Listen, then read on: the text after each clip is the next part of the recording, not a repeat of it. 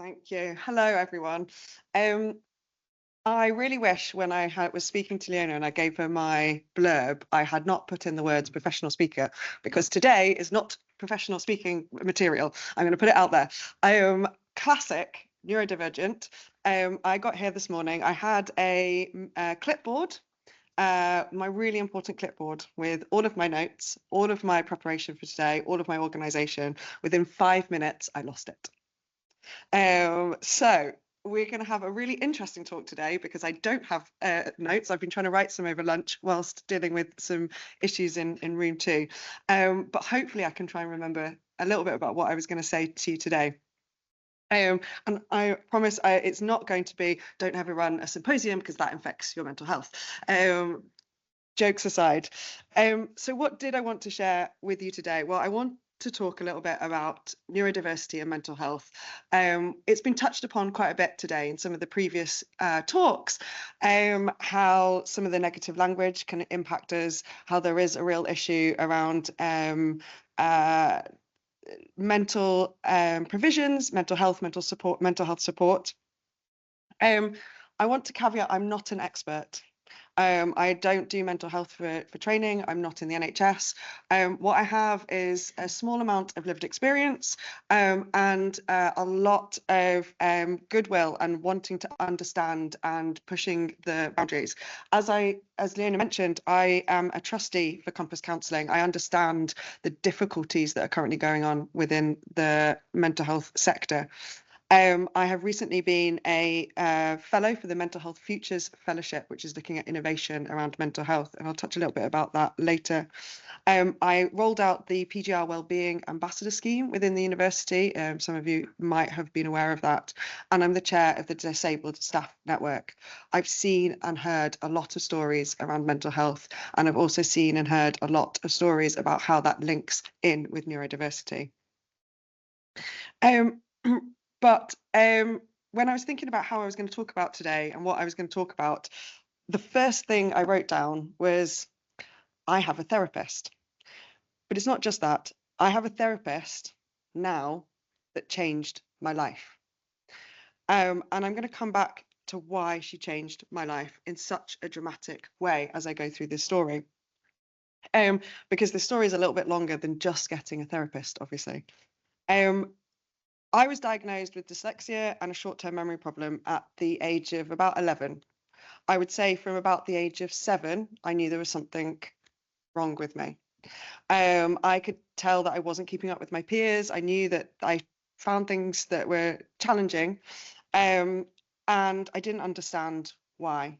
As life has gone on, I've also realised that I probably have got ADHD and I'm definitely dyspraxic. So I have a full package of difficulties to overcome.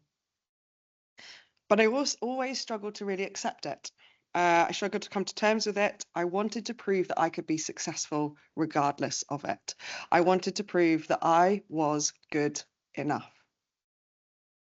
How many people in this room have heard that term, not just today, but in their lifetimes? Are you good enough? Do you feel good enough? You're not good enough. Try harder. Be less. You're too much. You're too difficult. You're too stubborn. You're not doing things like everyone else. Just be like. We've all heard those terms. It is an impact. Those terms from such a young age really do play into you as a person and can start you off on a long journey with mental health. And for me, that has definitely been something that's been part of my life. I would say that I can remember really struggling with mental health issues around my GCSEs. Obviously, crucial time, really difficult time as a dyslexic. And I don't think I fully realised the link between the two until much later. But I really struggled at that point in time. I struggled with depression. I struggled with a lot of anxiety.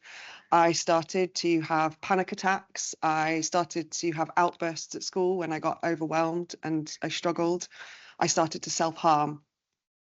Again, all of that was put down to me just being kind of difficult teenager, a girl, lots of hormones. Nothing was ever linked to how maybe I felt my whole life, or maybe some of the struggles I was still experiencing on a day-to-day.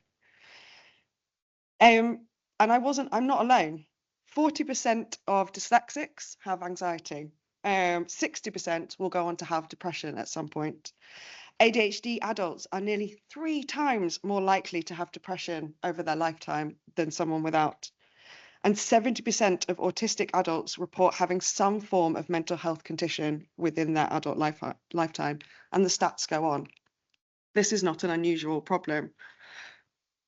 But I don't just want to talk about how being neurodivergent can impact your mental health. I think we've talked about that a lot, and there's quite a lot out there that sort of talks about those trigger points and those things that we need to do. I shared at the beginning today about how important it is to be kind and understanding, and I'll come back to some of that. But what I also want to touch upon is a little bit around what is failing us within our mental health support. And how there is a real lack of understanding around neurodiversity in our therapies, in our theories, in our provisions, in our NHS, and in our support systems. We cannot be providing mental health support if neurodiversity is not on the agenda, if neurodiversity is not understood. I mentioned before that I had a life-changing experience with my current therapist. And I'm not saying that as an over-exaggerating. Now, my friends will tell you I do love a drama, but this time it's not that. It really did. So like I said, I started struggling with my mental health when I was about 15, and that continued. After school, I went to university. I managed to make it through. I kept pushing myself. I decided I needed to prove that I was clever again, so I decided to do a PhD. Had to prove I could write a book, obviously, and so I did it. I did my PhD, and then I came to academia. And academia at that time was not an easy place to be dyslexic or neurodivergent. And after about 4 years of postdocing, I had a mental health breakdown, and I ended up having to take some time off work. Now, during that whole period from the age of 15 up until around the age of 25, I had gone through so many different rounds of therapy and support. I had tried CBT, I had tried medication, every single one. Every single one. You want to know what it's like to be on any of them? Come to me. I did talking therapy. I went through the NHS. I went through counselling. I went through charities, hence the reason I'm now a trustee of Compass Counselling. I did the online courses. I did the meditation courses. I tried it all, and it didn't work. How could it not work? That's what it's there for, right? So, it wasn't that I wasn't trying. I was trying so hard to fix myself, and it was destroying me. How could the people that are supposed to understand brains still not understand mine? How can they not fix me? What was so wrong with me that I was unfixable? And then I had my breakdown, and my mum, my wonderful, long-suffering mother, who did read all 80,000 words of my thesis, my long-suffering mother went, right, we've got to try this again. We've got to try therapy one more time. And I refused. I was really resistant. And she's like, I'll try and find someone for you. We'll go private. I was very fortunate that they were able to offer me some support financially to look for this. So she went off and she looked for someone, and through a different research and ringing different therapists and chatting to them on the phone to see if they could see what they were like, see if they maybe understood what I was going through, she found my current therapist. My current therapist, who is dyslexic, who is autistic, who understands my brain. Light bulb. Everything changed. I went into my first therapy session and I didn't have to fight. I didn't have to explain anything. She just got it. That, honestly, I cannot explain what that feels like for someone else to just get you, and you feel like you're not broken anymore. We have an amazing relationship. I've now been seeing her for 6 years. I am an advocate that everyone needs a therapist. I know that's not possible for everyone, but I do advocate for people to go and get therapy, but it must be the right therapist. If you are neurodivergent, or you know someone that's neurodivergent and they are struggling and looking for a therapist, get them to speak to that therapist. They don't have to necessarily be neurodivergent, but they do need to have an understanding around neurodiversity. They do need to have an awareness of the way that your brain works differently. Me and my therapist, we talk in pictures. We don't talk in normal therapy speak. She molds and picks bits of therapy from different areas that she's learned and researched, and brings it to the table so that we can find something that works. But for me, one of the biggest things is that we talk in pictures. I explain how I feel in a picture because that's how my brain works. I don't see things in words. I see only things and feel things in pictures. And when I say something about how I feel, she tells me the picture that I'm supposed to be aiming towards. She shows me where I need to get to in my language. Mind blowing. So for me, that started off a real journey with trying to understand what's going wrong with our mental health systems, and what do we need to do to improve them. And I would say that we have unfortunately got a long way to go. It is getting better. There is more understanding seeping into these courses, into our NHS, etc. But we still have got a long way to go. And I wanted to raise that here today because obviously, as a university, we can think about how we're changing the way that we are looking at our course content for our psychologists, our next generation of therapists. We should be educating our NHS professionals to understand neurodiversity. But I also wanted to just kind of finish on a few elements that I have seen and heard along the way from other people that are neurodivergent, that maybe may resonate with people in this room, about thinking differently about therapy when you need support. Because what I realized is when I was reading obviously I'm a scientist, I had to read everything, had to research everything. But when I was reading that theory, I could see that were fundamentally things that were missing. For example, a lot of neurodivergent people think in black and white. So as a very young child, you will pick up a belief system that you will class as black or white. And you will think that that thing is completely right. That is your belief system. That is right. You cannot see how the other system could be right. You don't think in grey. That's something that has to be taught for someone that's neurodivergent. In therapy, people assume that that comes naturally, that you're just not doing it. Actually, for some people, you just can't do it. And for me, that was something I have had to literally learn how to break some of those belief systems and to bring it back into the grey. And so you might know lots of people that maybe you've thought that they're a bit stubborn. They always got to do things their way. They can't see someone else's point of view. That might be that black and white thinking.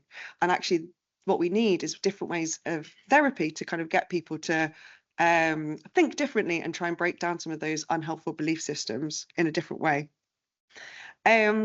You might also know someone that potentially will go over and over and over something if they're upset about it. They almost won't be able to let it go. The amount of times I've been in therapy and someone said to me, this is before my therapist, like, okay, well, that's happened now. It's in the past. You just need to let it go. I just couldn't. I just couldn't let it go. And no one else seemed to understand why I couldn't. And it wasn't until my brain had understood it, had ruminated on it, had gone over and over it, that I could feel like I could let it go. And that is something that neurotypical people don't do, and also certain types of neurotypes do more than others. Again, it's not in any of the therapy. Another one, feeling really deeply.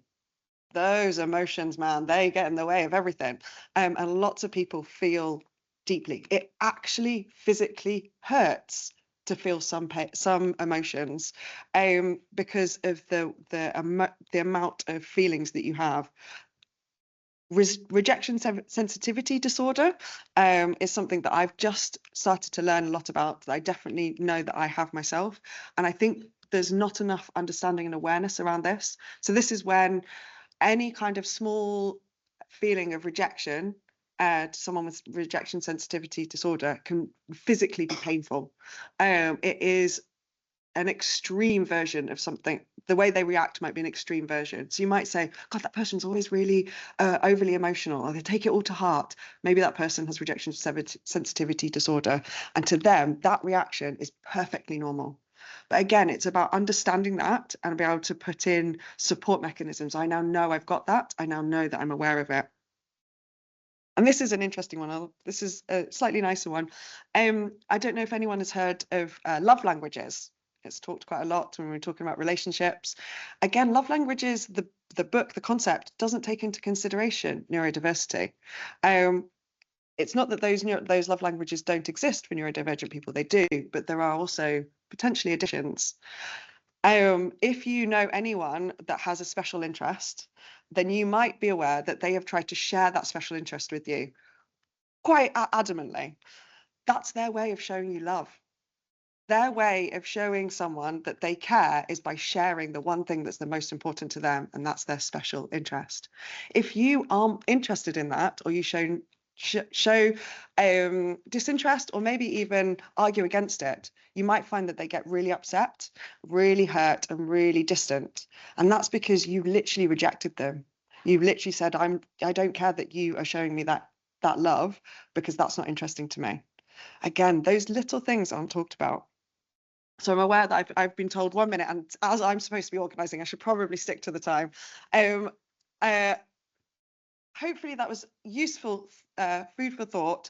Apologies for it being a bit rambly in places, but I really wanted to share my own journey around mental health, and hopefully get everyone sort of thinking a little bit differently.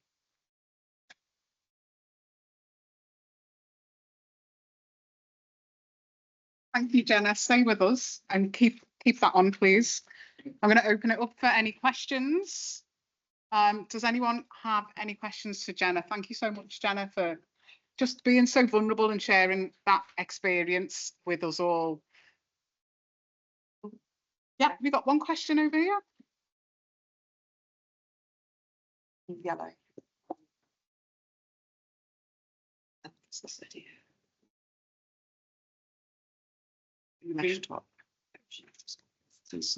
Hi Jenna, Simone from PSS UK.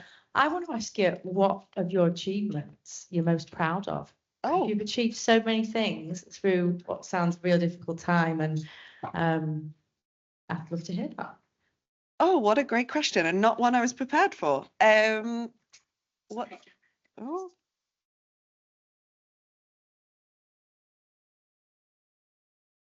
My greatest achievements, I would say one is definitely today. This pushes my abilities to its absolute max. As I mentioned before, my executive functioning can struggle at times. So organising something like this is an achievement, but also for me it's an achievement because I really struggled while I was in academia, and I really wanted to do something to try and make a difference, and I feel like I can see change happening. So I think that is definitely been achievement. Getting my PhD was a big personal one. It felt like something I really needed to do for myself. I needed to know that I wasn't as stupid as I was always told. So that one was a big achievement. And I have to say, like just from a personal point of view, probably one of my greatest achievements was getting Bruce Springsteen to give me his harmonica whilst at a concert. So. And that's my special interest. That sounds like we need to know more information about Bruce. Oh, hang on, we've got a Bruce Springsteen fan. Yes, amazing. Next question. Hi, my name's Lauren. I'm here from Liverpool School of Tropical Medicine, along with my colleagues, and thanks for inviting us. I think that this was a really interesting, I mean, we all resonate, I think, with quite a lot of things that you've said there, so it's interesting from that point of view. But it also follows on from the previous talk from the Brains Trust on reasonable adjustments.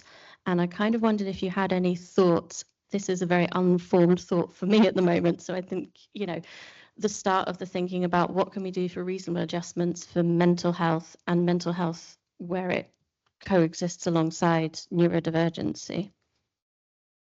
That's a really good question, and not an easy one to answer, because I think it can, for me, reasonable adjustments are very personal. And I think it can, what one thing works for one person doesn't work for someone else. So I think that it can be hard to give advice.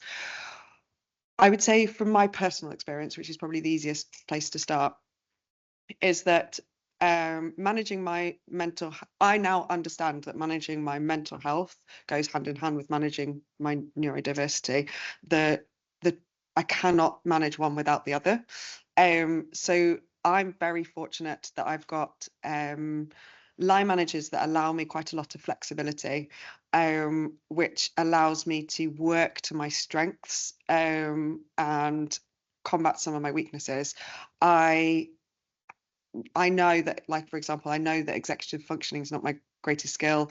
So being able to put little things in place to kind of support some of the organization that I need has been really helpful. Being able to, I'm very much better at working at night. I go into my hyper focus at night. I'm really lucky that my managers allow me to come in later. I've also got the flexibility to, I have every Wednesday morning is my therapy session, and I'm allowed to go to that. I'm allowed time after that to recover, and then I start work late on a Wednesday. That has been really helpful as well to me. It gives me that space every week to unwind. I also work 10 days in 9, so I have every other Friday off, and that really helps, particularly when, for the word part of the world for me, everything's about emails, right? Emails, written word, that I find that really overwhelming. Having a day where I just could try and run away from words is really helps, and I try and do a bit of creativity on that day. I find that meditation and things like that don't work for me, but what I have found, again through my therapist, is that art is a way for me to meditate in a way. I found exercise really important, and that's really something that's really important for anyone with ADHD. There's scientific links now that show that exercise creates certain chemicals which actually can work as well as medication. So I make sure that I've got space as well to do exercise. So there's little things like that really help. Does that answer some of the questions? Thank you. Okay, got one more question. Oh, and another. Just I think maybe, are we okay for time? I think, if you could hold on to your question until the end, and if we've got time, yeah, we'll just go. We'll go. Yeah. Okay. Just looking at that kind of link between neurodivergence and mental health, and what you were talking about therapy, how much of our mental health is our responsibility, in the sense of getting therapy and understanding ourselves to help us fit into society, and how much is societal pressure, and actually should we be conforming? Oh, big question. Big question. I think the answer I'd like to give is that we shouldn't be conforming. You know, we should be, if we were truly inclusive culture and society, then we would all be able to accept and support each other, and we wouldn't need it. The reality is that that's not the case. That, you know, we are still in a process of trying to get people to understand and be aware and fully accept some of our differences. So I think it goes hand in hand at the moment. I think to be able to work in the world that we currently work in, we need to empower ourselves to know how to support ourselves, because unfortunately at the moment that help isn't necessarily easily out there, not in every organisation. But with things like this, I want to kind of try and change it. I'd also caveat that sometimes it's really hard to be a really fully inclusive or fully accessible world. Even within the neurodivergent space, we all are different. And some of the things that work for one of us can actually be the actual trigger for someone else. So there's always going to be a little bit of element that there's going to be things in society that are going to be difficult and are not going to be set out for you. So in that case, there is, I guess, things that we can do for ourselves to ensure that we look after ourselves